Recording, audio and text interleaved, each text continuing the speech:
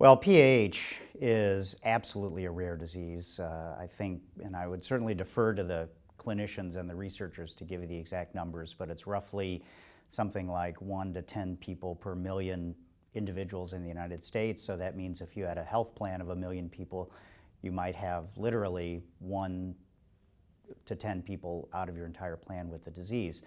Certainly, from the managed care perspective, we want to make sure that we are offering treatments and options for every condition that is potentially affecting our members. It does mean that this obviously has a lower attention level and priority than something like oncology or diabetes or heart disease. At the same time, there is a real challenge with rare diseases that health plans are becoming more and more aware of, which is that even though individual conditions like PAH may have a small number of members, as you add up the very large number of uncommon and rare diseases and orphan diseases, the aggregate cost can be very substantial. Our focus as health insurers should be on making sure that all the options and treatments are available to members.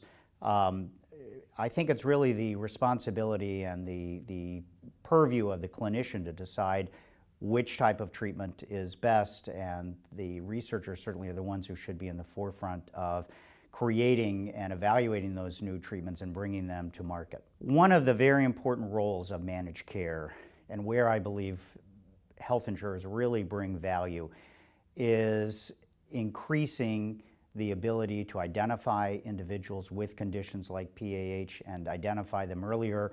We have developed many sophisticated algorithms and predictive modeling tools to help to identify people with all types of conditions, whether it's PAH or another rare disease or something very common like diabetes, in order to identify the needs and resources that those members will have, and then to leverage those resources as quickly as possible. So ideally, A, we get people into treatment as quickly as we can, and B, avoid any potentially adverse events that might occur because that individual isn't getting the support and care that he or she needs.